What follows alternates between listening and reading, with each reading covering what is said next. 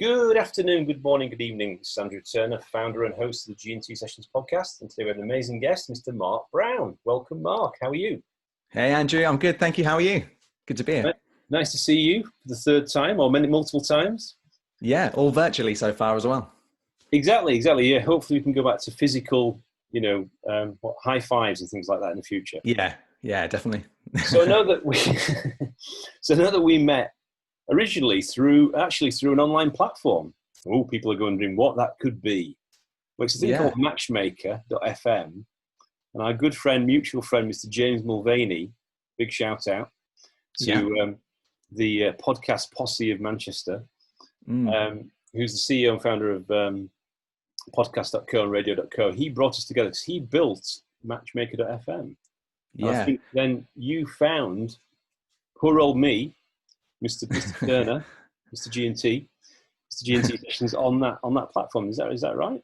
Yeah, it's absolutely, for anyone who hasn't seen it, it's absolutely fantastic service because, you know, I'm kind of coming from the angle of wanting to be a guest on a podcast or just connect with people. And so James and his team have built this. It's almost like we've said, it's like a dating site for podcasts. So if you either have a podcast and you're looking for a guest, or if you're a guest and you fancy being featured on a podcast, it's just a great way of connecting with people who have similar interests or,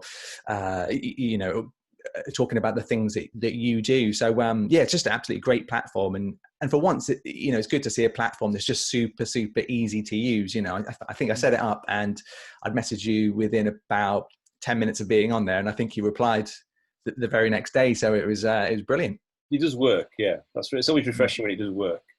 yeah, definitely. So that we met through that. And then obviously, I think James calls it the Tinder for podcasters, which I'm not sure is obviously exactly the right strap line, but anyway. And then what we did, we actually were on a show together. We were on a show in I was going to say France, but I think it was kind of in France because the host was in France, but then we were kind of on the internet, weren't we? So you remember that session we had? Yeah, that was right. It was a few weeks back now, probably about the middle of sort of COVID so far. And it was a good experience actually. It was me, you, James, and the presenter in France, talking about everything internet radio and some of the pros and cons. And it was a good experience. We kind of jumped on halfway through the show, didn't we? And James was on for most of the full show, I think. Yeah, we were the little guinea pigs that were invited on, you see. Basically praise how amazing that he is, and obviously his company, which is, I do agree, it's pretty good. In fact, it's very good. But it was like a bit of a kind of, what do you call it? It's like Groundhog Day. It's like, hello, Mark. We're back again. Yeah. So we decided, didn't we? We decided after that show that we would actually finally get our podcast episode in the diary, and here we are today. Yeah. So, Mark, welcome to the show, and I suppose the question is, what gets you up in the morning these days? Who is Mark Brown? What do you do? What's in your world? So, I'm Mark Brown, and I'm the company director of a company called EditorsKeys. And we essentially make the shortcut color-coded keyboard. So if you video edit or if you produce music, we have these shortcut keyboards that help you edit faster. And then we also produce a range of recording equipment. So we make really easy to use USB microphones, little portable vocal booths. And initially, all these things were designed for kind of high-end kind of BBC and your ITVs. But as kind of places like YouTube and podcasting and everything has really grown, we're finding that actually we're selling many, many more to businesses, to people who are starting YouTube channels, to young 16-year-old singers, that kind of thing. So it's an interesting journey. We're online, and I just love getting up, doing the business. We're now doing the YouTube channel, so doing some videos and presenting on that too. So very, very busy, but enjoying and loving it all. So where are you today, though? Where are you physically today? Because I mean, obviously you can be. It's like thing about working from home, and there's also working from anywhere. So where are you today? Yeah, I'm just in the spare bedroom at home. I think for the listeners, we tried a couple of weeks ago, didn't we, in the office, and the internet in our office is just going through a real bad patch at the minute. So I thought, right, this time we've got good internet at home, so I'll do the recording at home. It's funny, isn't it? It's funny where your internet access is better at home than it is in the office. A bit worried. Yeah, it costs about 10 times more in the office as well. Yes, exactly.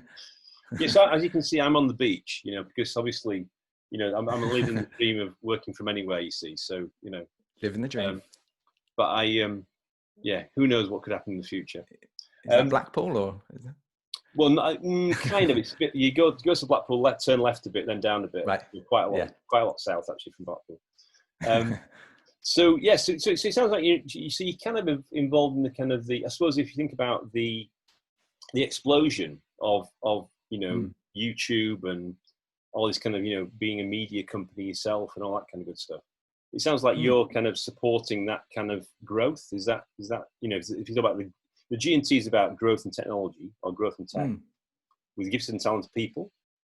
So it's about, I suppose your G is about you saw a business opportunity around supporting that kind of demand for those types of accessories and services around that thing, products and services around that phenomenon. Is that right? Or? Yeah, definitely. I mean, as I say, when we very first started, the products were really designed for big recording studios or ITV studios that we used to sell a lot to. But as you say, there's been an explosion in the online kind of platforms like YouTube and Instagram and podcasting.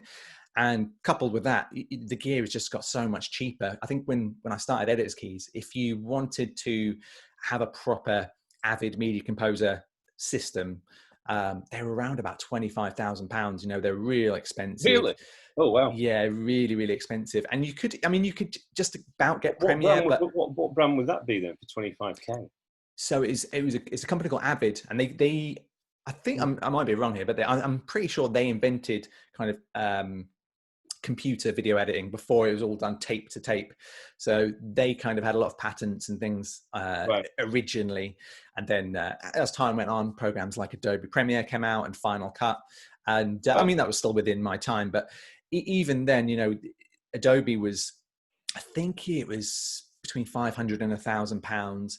A video camera, going back to 10 years, you'd still be looking at a couple of grand for a decent one. And then it wasn't very easy to get it onto the computer. So you really did have to have some sort of degree to be able to put videos together in any. Frictionless. It was quite difficult. Yeah. Yeah, definitely. And all the elements that go into video, like titles and the audio, you're just adding on more complexities. Whereas now, as you know, you can pick up a phone, you can record on the phone, you can edit it, and you can upload it within minutes, and to a global audience, which wasn't there before either. So it's absolutely fascinating. I really enjoy it. And I think before the Zoom call started, I was talking about kind of learning and things. And just the other day, I was learning a tutorial. Like I'd forgotten how to do something within Final Cut, which is the editing program that I use for YouTube. And I went onto YouTube just to kind of search to make sure I was doing it right. And kind of like, I think it was like a 12-year-old kid was doing the tutorial, and he had it spot on. He was an incredible kid. And I was thinking, this is nuts. You've got 12-year-old kids who haven't even left to go to college yet, and they're on YouTube, they're promoting themselves. And it's incredible. Yeah, it's just, yes, we got to keep running to keep up. Yeah, definitely. And get your training shoes on. Yeah, 100%. And this is the thing. I think every business now needs to have some kind of media presence, whether it is a podcast or a video. I think if you're in a business now and you don't have either a podcast or some kind of video presence, then you really need to start thinking about it now, because I think another 5-10 years, you're really going to start to lose out if you don't start now. Yeah, it's interesting. I mean, I think you probably know a little bit about my backstory, because I explained it to you before. But I'm quite amazed at how, I mean, I don't know if I tell you this, but I wasn't actually on Facebook at all until the end of 2017. Wow. Quite late to the... Yeah, I was a laggard. And the only reason I joined it was actually because I did some stuff with London Real with Brian Rose. I don't know if you know London Real, Brian Rose. Because they had some kind of Facebook groups, so you had like private Facebook groups you had to go in, and then you had to start vlogging with your phone and stuff like that. Right. And putting it out live on Facebook Live and stuff like that. Like, ooh, it's quite intimidating. That. It's like, yeah, it's like be brave, It's like, so I mean, but although I spent quite a few decades in the tech industry, so I think it's interesting how now the mass adoption, and obviously, so you're saying 12-year-olds and even probably younger within the YouTube fair use policy, putting content out there.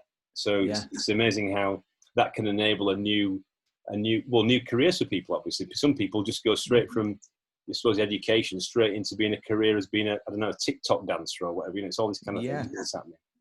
So, I mean, that's the insane thing. 5-10 years ago, if you'd have said you could have a career in YouTube or TikTok, you would have got laughed at. Whereas now it's like a viable kind of route to employment. It's crazy. Are you an Instagram influencer or something like that? Yeah. Am I? No. Well, maybe you are. I don't know. I'm just saying as another example. People are doing product or service endorsements through Instagram.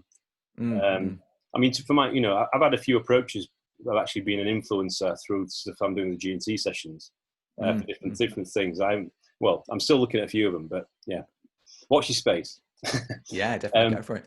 So the lifetime supply of, I don't know, cucumbers or something. So I suppose a quick question on your backstory then, because obviously you mentioned about what you're doing with EditorsKeys, and we'll come back to that in a second. But what was the backstory for you as personally then? How did you get involved in this area? Were you involved in this area, from when you did your education, or what happened? Well, you didn't just come out of the womb and go straight on the CEO of EditorsKeys. No. It was a bit of a time before that, I presume. Yeah, definitely. So I actually went to university and college to study media production. I was always really interested in TV and film and stuff. But I actually left university after the first year, so I kind of a university dropout. And the reason was I was kind of studying video editing myself. I was really into it. I was filming and making a bit of money on the side, kind of filming videos for shops and things like that, and bars. And I just turned up at uni and you would start a lesson about how to import footage and things. And I just felt, for me, I was so interested in it that I was just coming to uni and kind of you just fall asleep in the lesson. Going through the motions kind of thing. Yeah, I think I would say, I don't want to put anyone off going to uni, but I think for me, things like media production, unlike being a doctor or a lawyer or something, I think I would definitely recommend looking at the route of apprenticeships or becoming a runner at somewhere like ITV or BBC. Right. Because what I learned at uni as well didn't really tie in to the real world. So anyway, I left university. Started doing more videos back home. I'm from a place near Norwich, and doing what I was doing up in Middlesbrough, and it just didn't work. But I sort of saved all this money for a computer, which was like every penny I had, bought the speakers, and the last thing I wanted was this sort of an editing keyboard.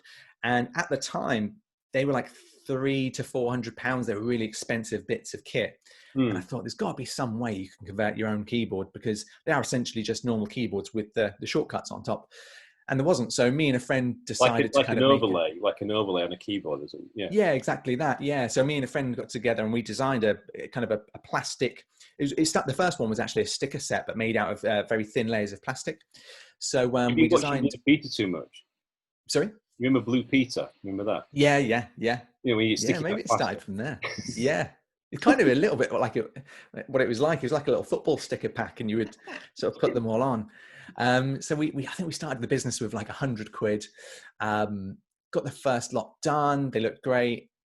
Sent them out, and then we realised they started to fade with human sweat after about 2 months. Right. So we had to go back to the drawing board. They weren't durable enough. Yeah. No, not durable. And they were designed for going on the side of vans, and going through car washes and stuff. But suddenly human sweat would deteriorate the top layer down. So anyway, we kind of started from there, did these sticker sets, improved it until they were kind of perfect. And during this time, I was working at ITV part-time. I used to work on programs like Trisha and Jerry Springer and Jeremy Kyle. Oh, really? Kind of like a freelance floor manager, yeah. What were you doing there? So I was a floor manager there. So you kind of queuing on the presenters to come onto stage, or the guests in the case of like Trisha and Jeremy Kyle, you kind of like telling them when to walk onto stage. So some of those programs were quite boisterous. Yeah. So I can imagine being a floor manager in those programs is quite interesting to you. You should write a book about that. it's definitely an eye opener. You know, if you feel like you're having a bad day, you listen to some of the stories on there, and you know, you think, actually, yeah, my day's okay. You know, it's not too bad. Yeah, I'm doing well. Yeah. So I always had my foot in the door in TV and was in that. And Editor's Keys was always kind of like a sideline thing, because in TV it's always like freelance work. So you would have good periods of work and then many months of no work. So right. Did Editor's Keys, and then just kept investing back into the business and until we could actually design our own physical keyboard. So we now produce the physical keyboards. For a while we had a deal with Apple where we got their keyboards before they printed on top their own letters. We now do overlays. Yeah, so it's kind of, I'm sort of jumping over a lot of steps, but yeah, it feels like it's progressed really fast. And now we do recording equipment, and yeah, recently we've started up the YouTube channel again to kind of take things in a slightly different angle. But yeah, it's been it started in 2005, but it's gone super quick. Wow. Oh, so that's a pretty, yeah, okay. So you're the chief EK officer then? So you're not the CEO, Yeah. you're the CEKO, Chief Editor's Keys officer. Yeah, it's EKO, yeah. That's great. That's fantastic. What a great story. I mean, because it's interesting. So it's kind of like you had the problem, you saw the problem, and then you said, okay, let's build a prototype. It's a bit like minimum viable product, and then you actually then built mass production, I suppose, didn't you? Or you do it on, I presume people can order it then on demand. So it's kind of like or do you keep stock for it then? I presume you keep stock. Yeah, we keep stock now. I mean, originally we started with, I think we had the minimum order of like 150 stickers. But to be honest, I when we very first started, I wanted it for myself. So I thought, even if I have to bin the rest of them, I'm happy, because I've made this thing. It saved me a bit of money. But luckily we got them on eBay. A lifetime supply of editor keys on your key. Yeah, it didn't matter the first ones weared out. I had 150 left to keep going on, you know. But yeah, it just started on eBay, and we recently won an eBay seller award. But it all started through eBay, and I was sort of talking to them how at the time, you know, I couldn't afford to build a website. Websites are so expensive. So we just started the business. Yeah, they were like $8.99 on eBay.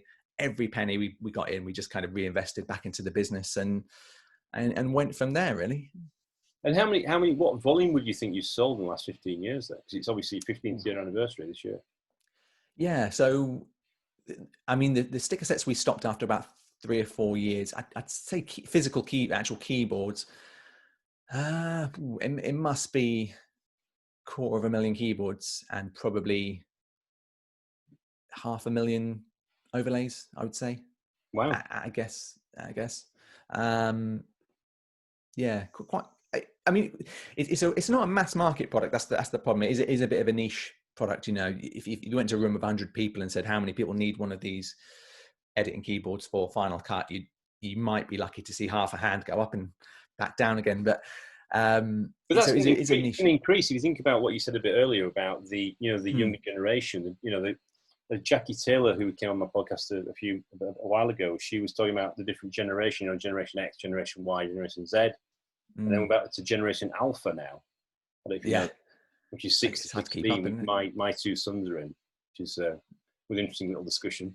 But she talks about how they respond to technology, and also if you think about that 12-year-old example where what they expect is they'll probably be, I don't know, they'll be probably giving feedback to the software companies saying, Adobe, this feature is not good enough. Can you please improve this feature? Yeah.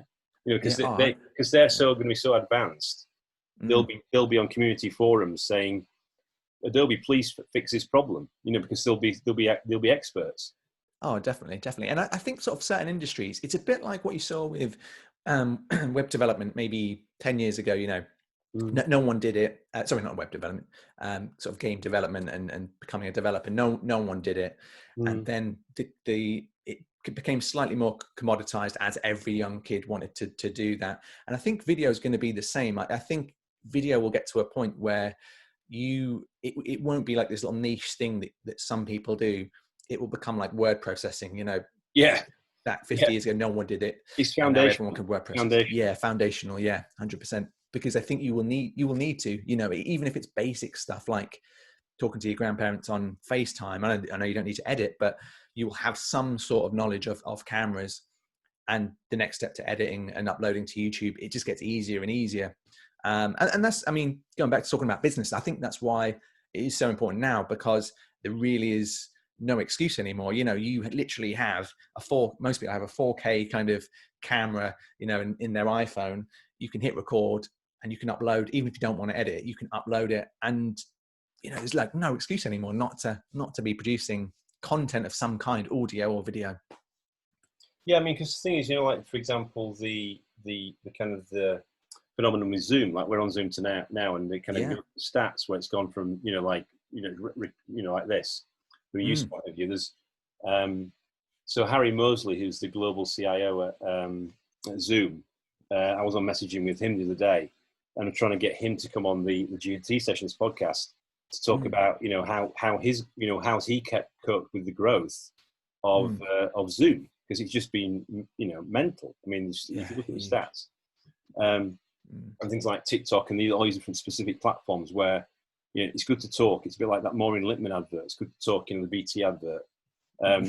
It's kind of, it's gone to another level. You know, it's not just about audio, it's video, you know, and people go on what I notice now is if you go on a team call and people don't go on video, people go, okay, camera's on. You know, it's like there's kind of like a new protocol or a new expectation. Obviously, people have bandwidth issues, but it's quite interesting how the kind of ways of working is changing. Yeah, you're absolutely right. I hadn't thought about that, but I do remember it before COVID. You know, whenever I actually remember doing a few video calls for work and things like that, and I remember even if the video would pop up, a lot of people would just turn it off straight away. You'd see them on for a second, and then they would just turn it off. And I do think actually, yeah, you're right. I think not only has it become the norm, but people are becoming now more what's the word? Not more natural, but more comfortable in front of camera too, which, you know, is quite intimidating when you first put on a webcam and it comes on. But I think more people are now becoming used to doing the FaceTime calls and Zoom calls, that it's not so intimidating as it was maybe even 6 months ago. You know? Yeah. So I mean, so as you, if you think about your superpowers, so it sounds like you obviously worked in the media industry. Is that fair to say that you were an editor? You actually did edit videos. That was one of your skills and your competencies. Is that right? Yeah. And it's more. I'd say now I kind of more getting into the video marketing aspect. So I started out in TV, kind of studio based stuff. Would do editing as well, sort of on the side, and now actually sort of physically running a business. I kind of went through a big stage of not really filming or editing anything for many years, and now it's kind of. I was saying to my wife, you know, for a while I was not getting bored with business, but because we're an online business, you know, you don't speak to many people, you don't see many people other than a few staff. So it kind of, you know, your excitement over time just goes down a little bit, you know, and actually getting back into doing video and YouTube and things is kind of brought up my excitement levels up, because I'm now, again, talking to all the editing companies like Adobe, and we go and see them, and we're filming videos and editing videos. So I'm actually back in the community that we actually sell products to, whereas before I was just becoming a business person who sold products. Right. You know, and now I'm going back into actually, I'm editing, I'm filming, I'm doing much more of that, and we do the product. So yeah, having it all together has been really nice, actually, especially during lockdown and things. Well, I suppose it's that thing of it sounds like, because the way you speak and the way you articulate that topic as well, it's obviously you're obviously into it. You're very passionate about it. And I suppose you've now, it's interesting to listen to your story, because you've obviously converted your side gig, as you would call it, into your main business. Yeah. Yeah. You know, you were working in a very successful company like ITV, and yet, you know, you've now forged this new business model, which is obviously a growing market, a growing interest. So it's fantastic. Yeah, thank you. It's interesting. I actually used to look after. Well, I used to work for a German software company called SAP many years ago, and one of my customers was the BBC. Oh wow! Oh cool.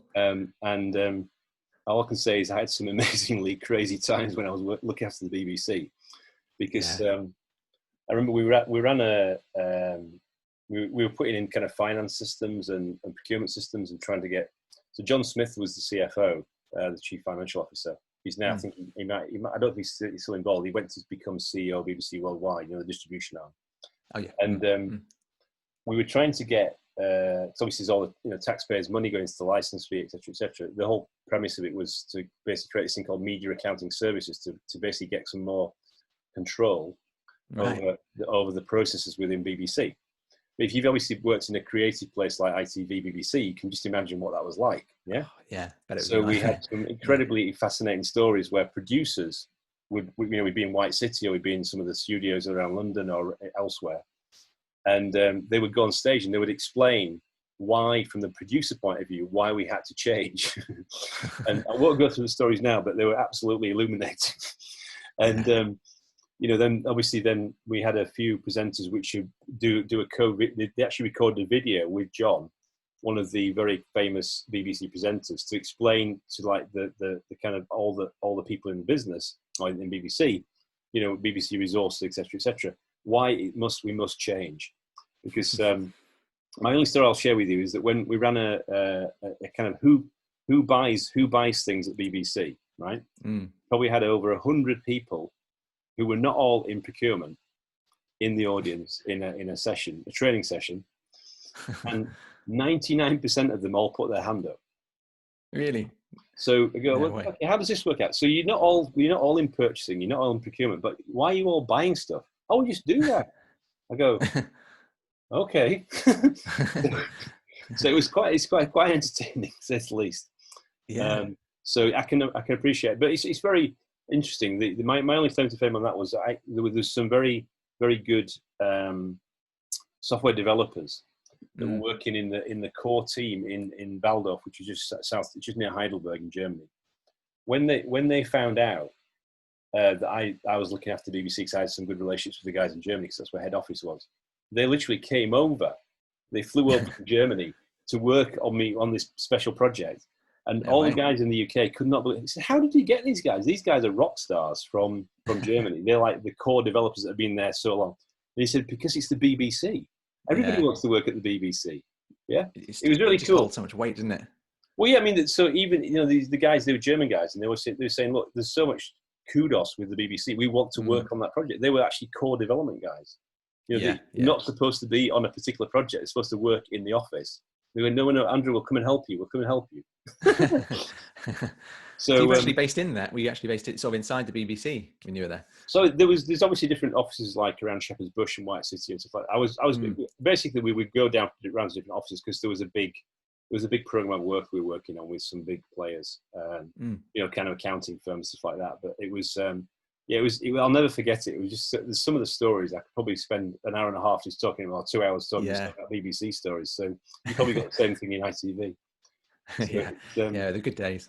I think as well, because you're in an industry with so many people in as well, there's so many stories, because it's just, you go in a building like at the BBC or the ITV, and it's just, you don't quite realize before you set foot in it, just how many people there are in each area doing thousands of different things, and then how many people make up each of those parts. It's a crazy place, Yeah.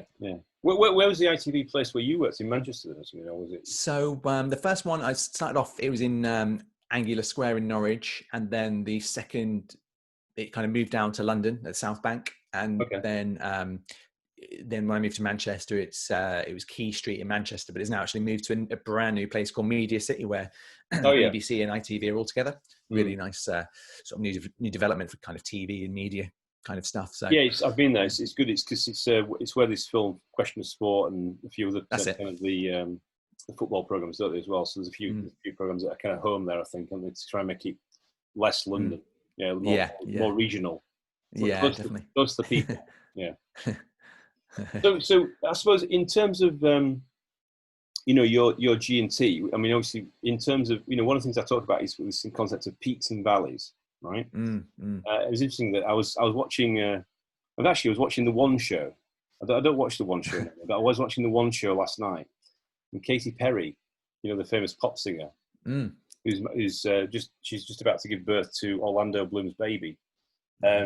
She was on video from Los Angeles, and she's apparently got 108 million Twitter followers. She's like the third highest being followed on Twitter in the whole world.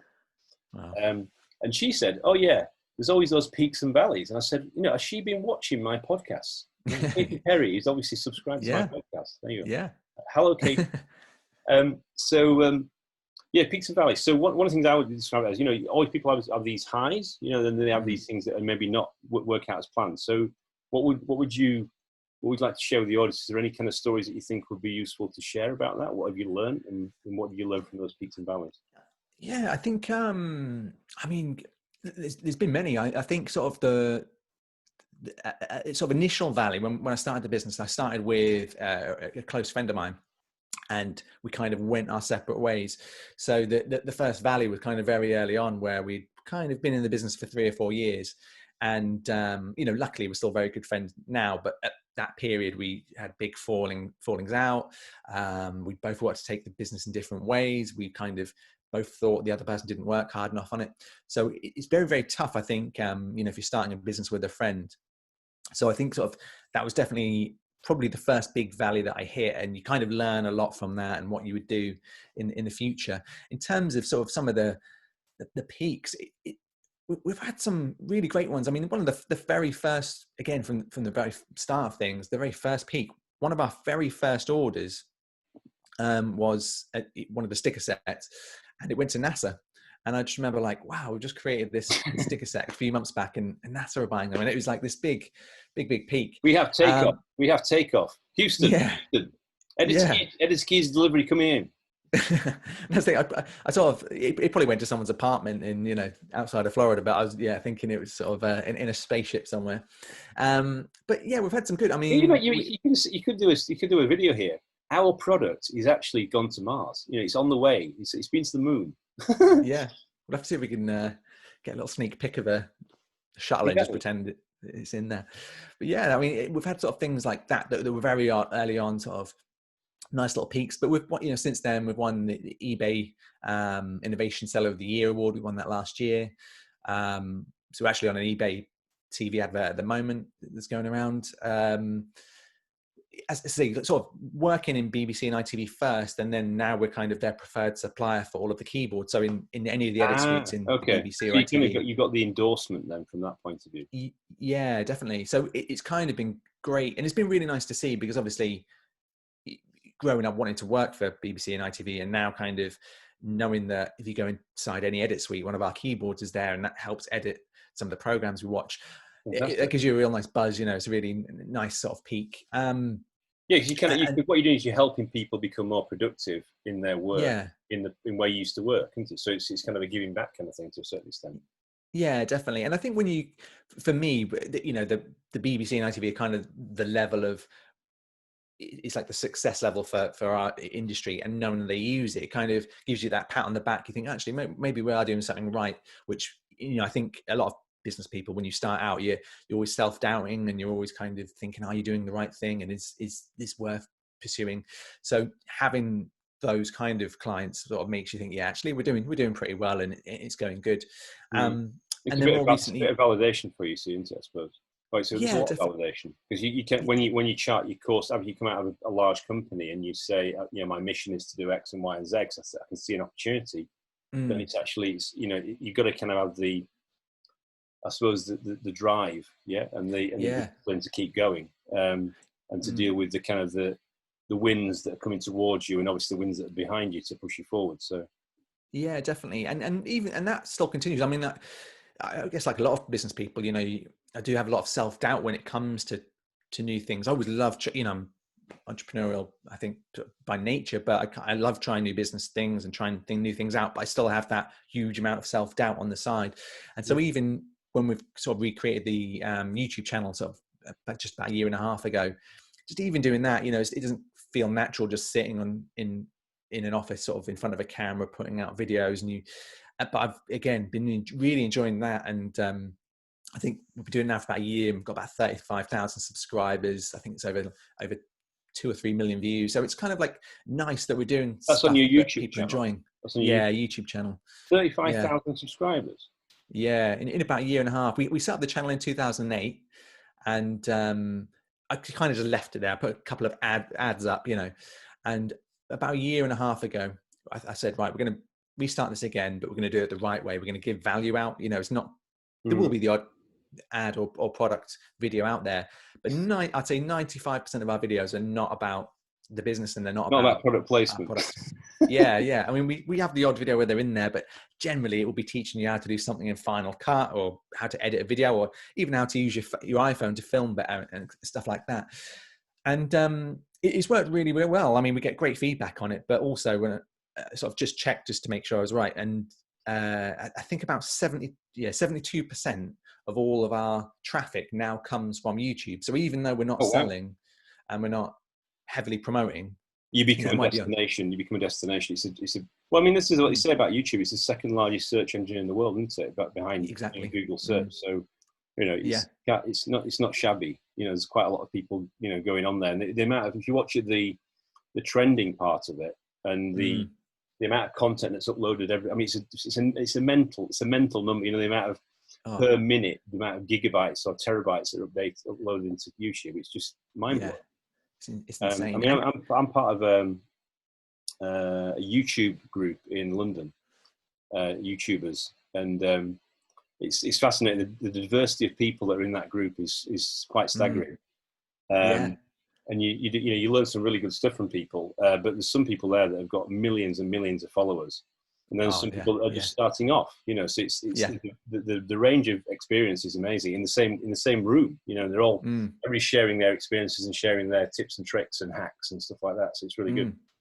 So and you're right about the search side of things as well, because when same with your podcast and YouTube content, is that they're evergreen kind of bits of content. So someone can go onto the any podcast directory or the YouTube and search for something, and it still comes up. Whereas, I'd still recommend doing Facebook and Twitter and Instagram, but they're not really search engines at all. So you do a post on Facebook and it's kind of gone and never to be seen again. Whereas it's like the analogy of buying the fish and chips, isn't it? And then you got the newspaper and then it's gone. It's kind of like you throw it away. Yeah, definitely. Yeah. So sorry to analogize Twitter to be fish and chips, but yeah, no, it's 100% true though. It's exactly right. And I think that's where a lot of people get scared of doing a podcast or a video, because they've tried Twitter and Facebook and maybe not got the results that all gurus are promising them. And then you start a podcast or a YouTube channel, and what happens, you get 2 views or a couple of listens, and it does feel like, is it worth doing? I think we put 100 videos out before we were even getting over like 100 views a video. But I think with a podcast and a YouTube channel, you build up a following slowly over time, and it really starts to snowball. I think we hit 10,000 subscribers at December, and then so it took like almost a year to get to 10,000, and then we hit 20,000 by mid-Feb, and now we're at 35,000. 6 weeks later. Yeah, so it just shows you. I think you get a couple of videos or but you see, the thing episodes. Is, so I've got a little. Have you been to the YouTube studio in King's Cross? I was going to go down there just before lockdown. Oh, were you? Okay. And then it got cancelled. So 2 years ago, I was walking around London. I actually went to the creator studio, and I was like, and they go, "What do you want?" I go, I've come to an appointment. No, you haven't. There's nobody on. It says, "What's your name?" Andrew. No, you're not on the list. Stop pressing the button. Who are you? Stop pressing the button, otherwise we'll have to remove you. No, I've come to have a look around the creator studio. What's wrong? You've got to have 10,000 subscribers on your YouTube channel before you can come in. So basically, they have got a facility there, obviously, for creators, a creator studio. You have to have 10,000 subscribers. So obviously, you'd be fine.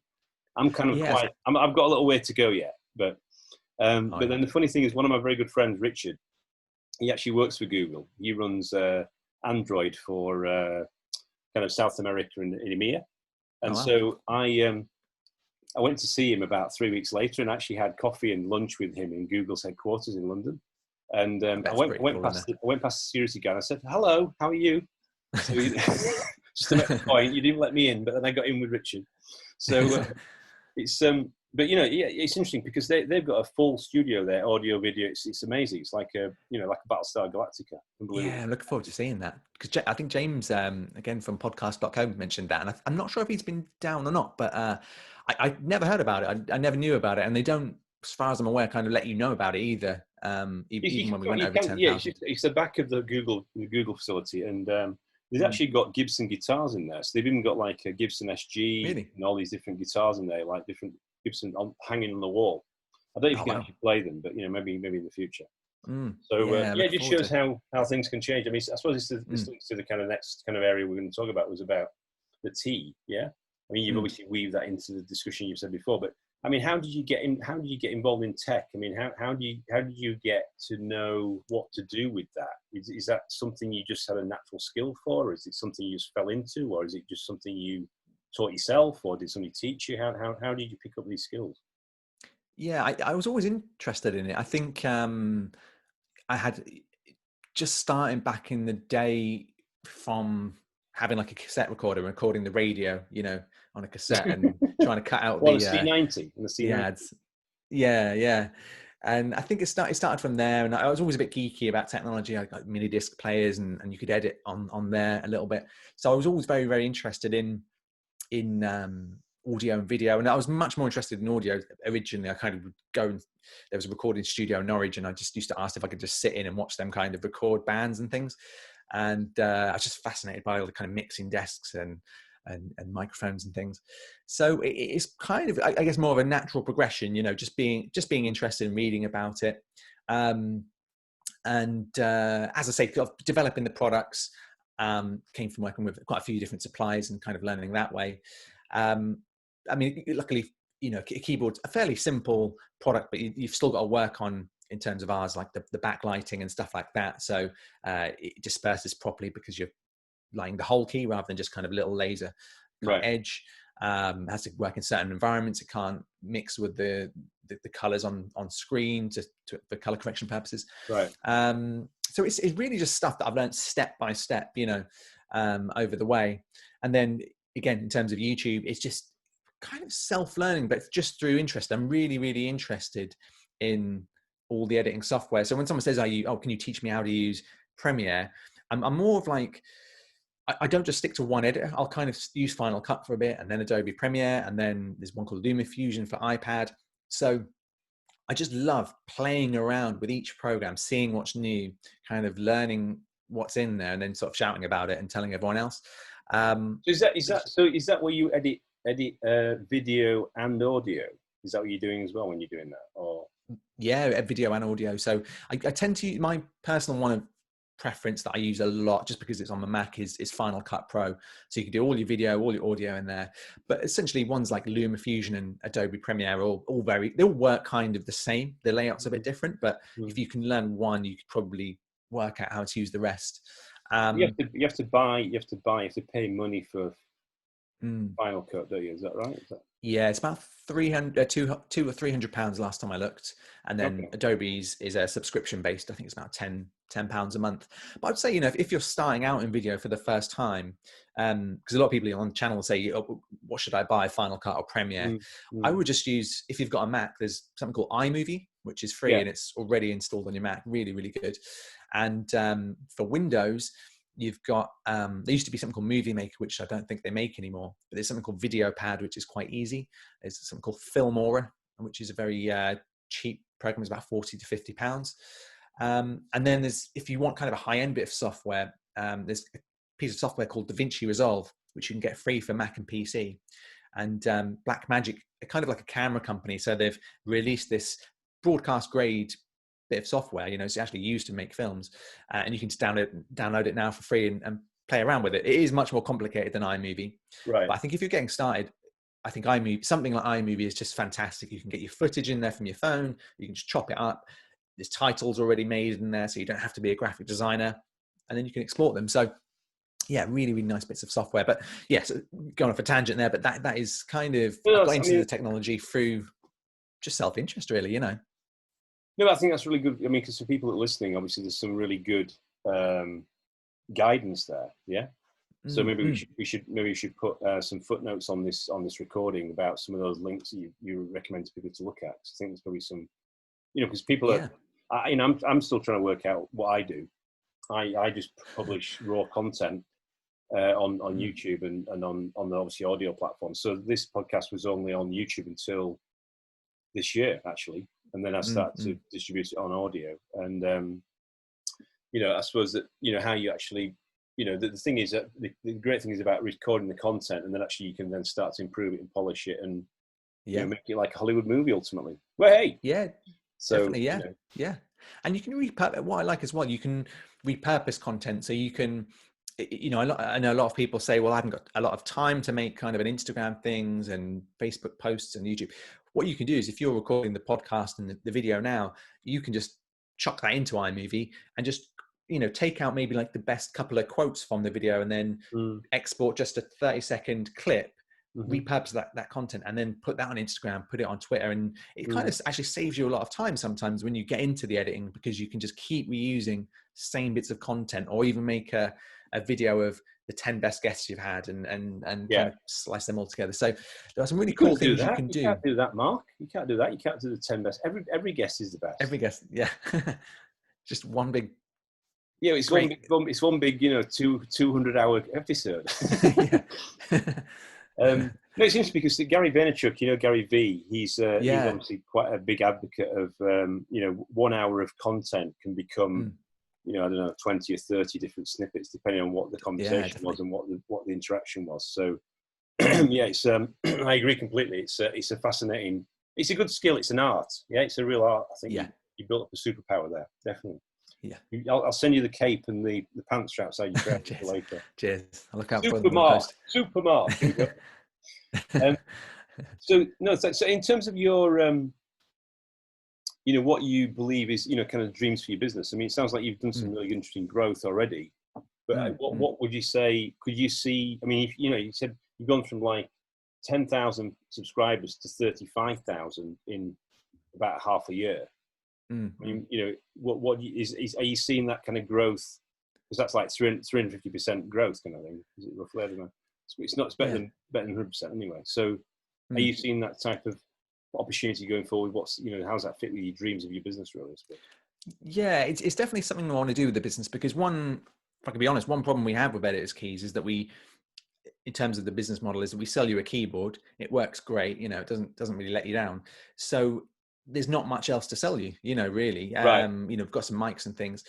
So what's great about doing the YouTube channel, and we're trying to build it up, is not only does it pull in new customers, but also it enables us to then release some new products. So a couple of things we're looking at doing. We're going to be doing some digital products. So title packs, plugins for all of these video editing bits of software. That's something we're developing.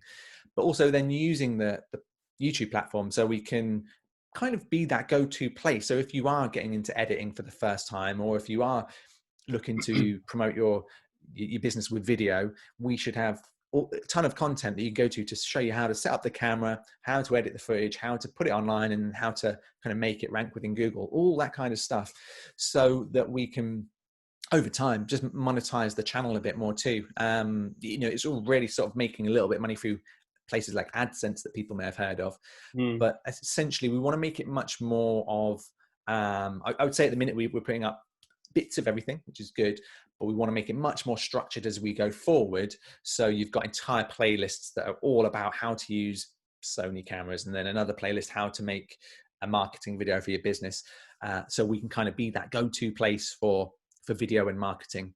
Well, it sounds like, just give me some feedback initially. I think it sounds like you've got an academy opportunity. You could create an academy. You could create the, you know, the EK Academy, you know, something like that. You know, you know, because I think, or a mastermind or a masterclass, because I think that, you know, all the things that you've learned, you know, it's a fantastic experience. I mean, you know, something like saying, you know, learn from the guys who worked at the ITV and BBC, you know, that heritage. We're still working with them, and we help all these different people. We help NASA to do things, you know, to edit videos. You know, some really good things to play on there, and obviously leverage from you already. Definitely, so, I mean, I think based on my video editing skills, maybe I think might be your first customer. So because it's quite, I find it's quite tricky, and you've also got to have quite some significant kit behind you as well, because when it starts to kind of what you call it, I don't know what you call it, when you actually create the video file itself after you've edited it, oh my god, it's like the you know, the resource it takes to build that file is pretty significant, isn't it? Yeah, it's huge, and it's I think one thing a lot of people don't talk about is that it's quite time consuming as well, because if you've recorded you know, for people who are new to it, if you've recorded a 30-minute video like our interview now, and you want to go back and edit it because you're looking for the odd words here and there, you've actually got to sit there for 30 minutes and watch it through, unless you know exactly where it is. You've kind of got to watch it through, take out the bits you want. So it's not like a Word document where you can just see the paragraph and cut it out. You kind of have to spend your time on it, and then you go back in and you do color corrections.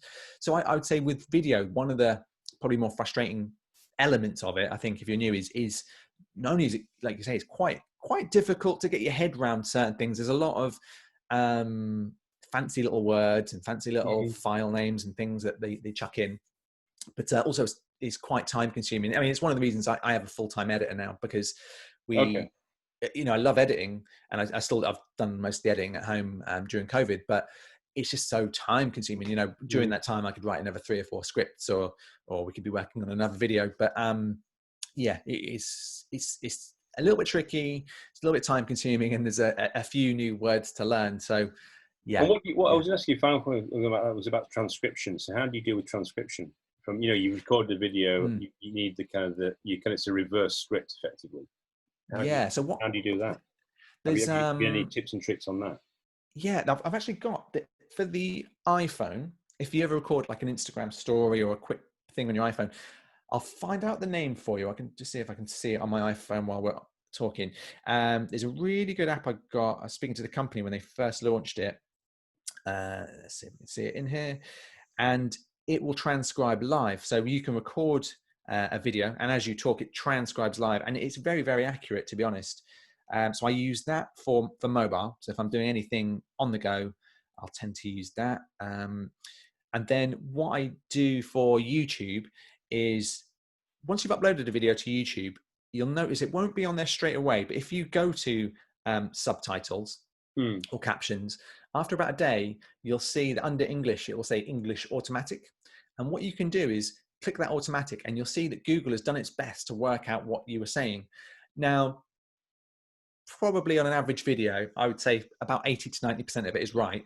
But even my name, it'll say, for some reason, it has Mark with a lowercase c at the end, and I'm a K.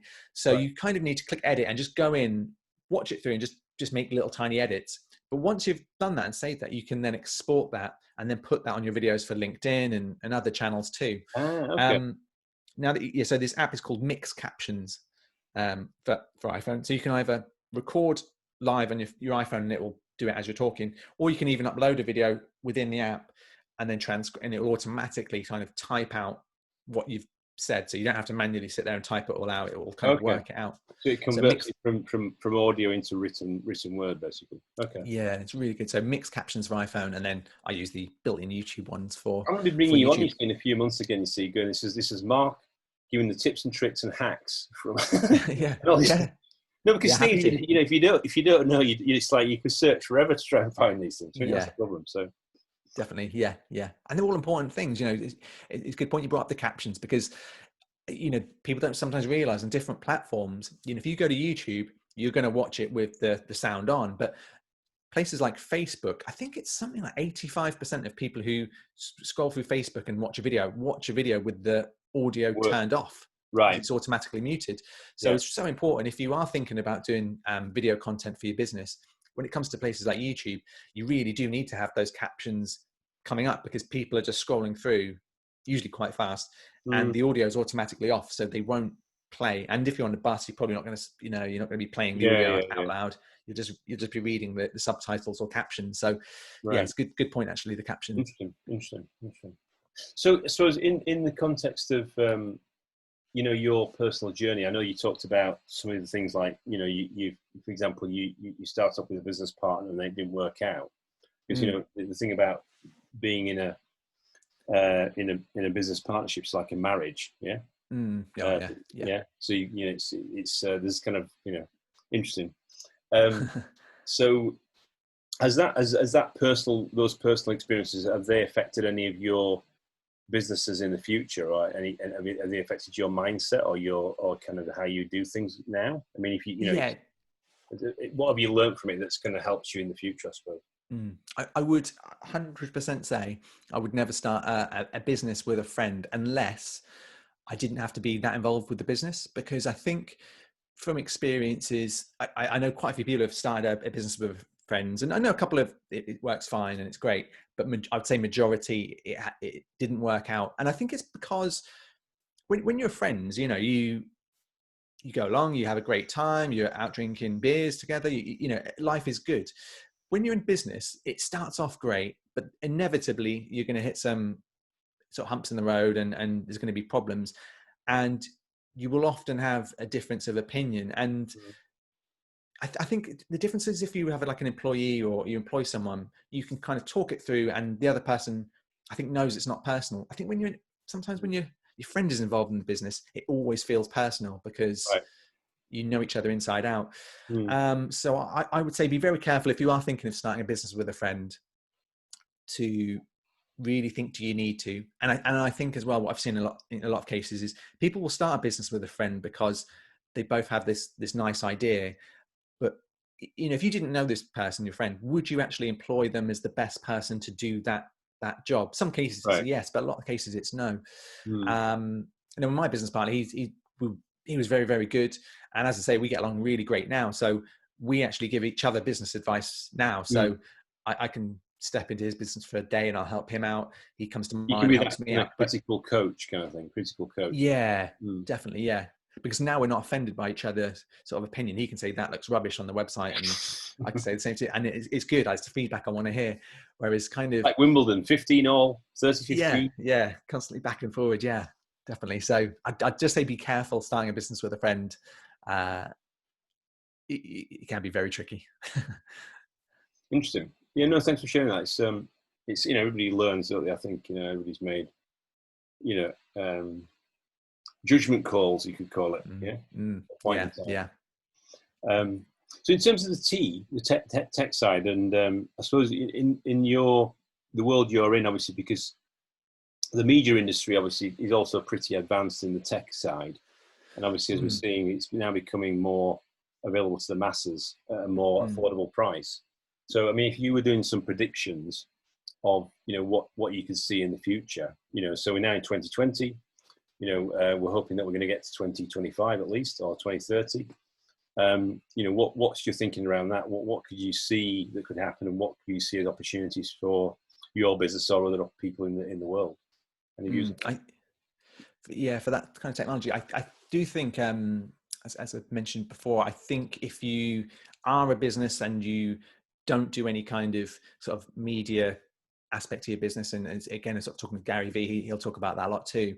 I think if you don't have a podcast arm, if you don't have a YouTube arm, if you're not involved in social media, you don't have to do all of them. But I think if you just say this is going to be a fad and I won't do it, you're really going to fall behind. So I think in the future, every single customer will expect you to have some kind of video content, especially if you're a product. If you're a service or a product, they will expect to see some sort of video explaining what you do as a business, something to back up kind of why you're good, why you should be trusted.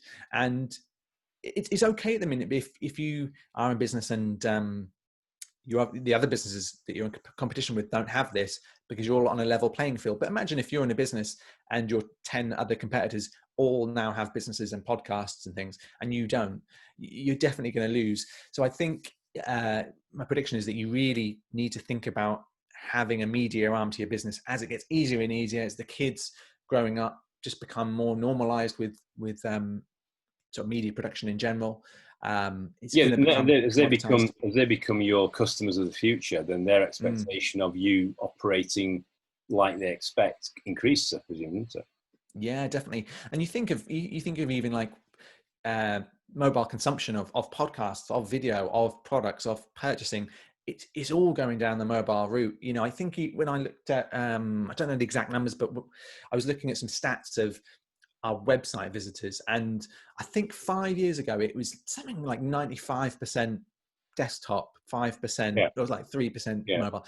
Now it's like 95% mobile, 5% desktop and TV, and it's so small. I was surprised because we're really a desktop company, and for this month, we produce something for desktop, and still our visitor base is mobile. And yeah, so what you're saying is your suspects and prospects and customers are coming to you through the seeing you on mobile, and then they're contacting you, or it's coming through as a lead opportunity. Yeah, I think so. Yeah, I think they will see that flash on social media. You know, I try and picture myself in the journey of just someone going to work, and you know, you get up in the morning, you might check your Facebook, you get on the bus or the underground, and you're looking through Twitter and things. That you're generally online looking at something, you know, and LinkedIn or YouTube. So if you're not in any of those spaces, then your wife's saying to you, put it down, switch it off. I'm going to throw it in the swimming pool. Yeah. Yeah. And then you're back to watching TV, and even TV now. I don't know about you, but I watched YouTube on my TV now, which I didn't do 2 years ago. Oh, right, okay. The multimedia, so like the Samsungs and things like that. The kind of just watch reviews of stuff, and which my wife hates. But you know, so I think you definitely need a media arm. I think it's going to get easier and easier. It's becoming cheaper and cheaper to produce this kind of content as well as we progress. You know, just look at an iPhone. The footage you can get out of an iPhone is just incredible. You know, it's 4K. It's 100 times better than any camera 5 years ago. You know, it's so good. The audio quality is good. So I think there's just going to. So do you think? On that thing, do you know which iPhone? I mean, because obviously you come from a professional media background. Which iPhone do you think is the minimum iPhone spec that actually would it makes the grade from a comparable perspective, or is it? Yeah, good question. I think really, I don't think there is one really. I think as long as you've got maybe like a 6 or a 6S that could do HD good in good quality. Because what I don't like is giving people the excuse not to start. You know, I think all the iPhones above a 6 or 6S, which is going back some years now, all have full HD. You know, and the audio quality was improved on those lines.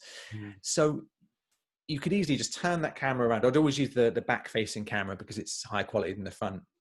But you can get a cheap tripod on Amazon for like 10, 15 quid.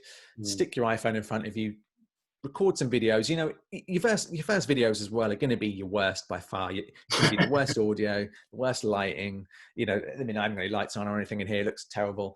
And you know, but I think you need to do your terrible ones to get better and better, because you'll watch it and you'll say, why is my audio a bit echoey? Why do my hair, why does it blend into the curtains behind me? And you can only learn by doing, I think. So I would start with any iPhone you have. If you have the luxury of getting the newer iPhone 11s, they have really good stabilization in. So if you are thinking of doing kind of a lot of walking around shots and maybe tours of your facilities, they're the best for. You mean on a gimbal? It's like that handheld gimbal, you mean, that kind of thing? Yeah, so with I would say the iPhone 11 Pro is so good now, you don't even need a gimbal. I've filmed some things for like a local thing around here, and I just got my iPhone just handheld, and people are like, oh wow, what camera did you film that on? Was that on a gimbal? And it was just an iPhone. Just they're so stable, the 4K. Wow.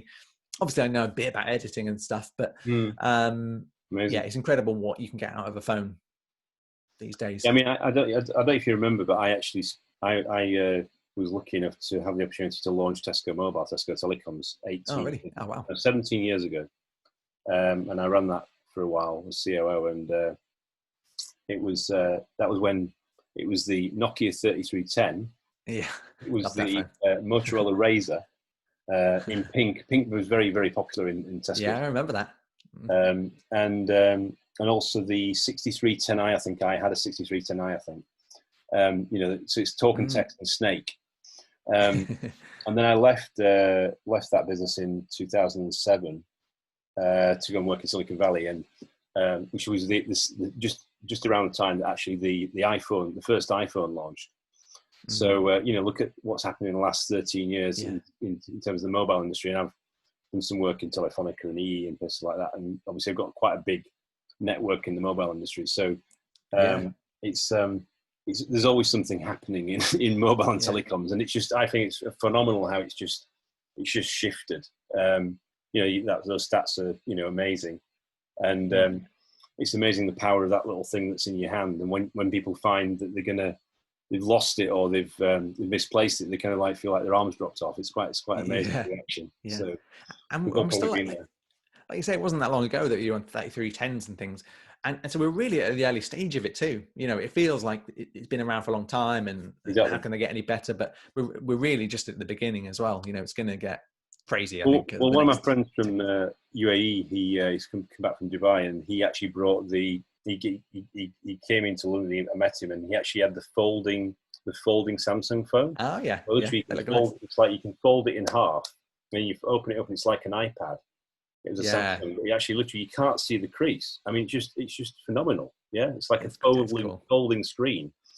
So you know, I mean, it's just the stuff that they work on. It's just absolutely stunning. So we've done obviously we mentioned quite enough brands in this conversation already. So I think we should start. So in terms of your entrepreneurial journey, which is fantastic result already, it sounds like you've got a lot of opportunity in the future. I suppose if you think about the people that listen to this podcast in their cars, on the train, in their homes, on the beach, in their back bedrooms, what would be your kind of takeaways? What would be the kind of few things that you would say? You started off and you said you got 100 quid. You started off with your friend. You found this problem. What in your journey? What would the few things that you would say are the kind of lessons learned, takeaways that you'd like to share with the audience? I think definitely if you're thinking of starting a business, I think just go for it. I think a lot of people like myself, you'll have self doubts, and it doesn't have to be a business. Again, it could be you starting a YouTube channel or your podcast for the first time, that kind of thing. But primarily, if you're thinking of business, just go for it. I think where I've made mistakes is where I've stopped, and I've stopped for too long. Of course, you need to do your research and you need to do your due diligence. But I think a lot of people put too many excuses up. It's like, I don't, in terms of the YouTube stuff, I don't have the right camera. I don't know how to edit. Business, I don't know how to do this. And there's so many excuses you can have. But really, it's just about making that first step and then the second step, and doing it step by step means you will learn along the way. When I started a business, I knew nothing about VAT returns and the kind of boring how to incorporate a company, all that kind of stuff, which you only need to do a few times a year in some cases. But most people don't know how to do any of them. And I think you can feel like everyone knows so much more than you. But there's just a wealth of knowledge. I mean, this podcast, you could listen to all the guests on this podcast and you could learn so much from each guest. Yeah. So exactly. I think putting things like that into your daily routine as well. If you're thinking of business, get started. Just start tomorrow. But listen to podcasts. Don't procrastinate. That's what you're saying. Don't procrastinate. Yeah. Listen to podcasts like this. Go when you go for a run or on the bus. Turn off Downton Abbey or whatever you're watching on your iPhone. Put a decent podcast on. Because I can't remember if I said this before, but that's all I do. I run. I have a podcast on. Just to be clear, I would not be listening to. I don't know if Downton Abbey's got a podcast, but I don't think I'm the first person on that podcast. No, yeah. I'll leave it for everybody else. Yeah. Yeah. What you're saying is try and learn from other people. That's what you're saying, yeah. Right? Yeah, learn from other people.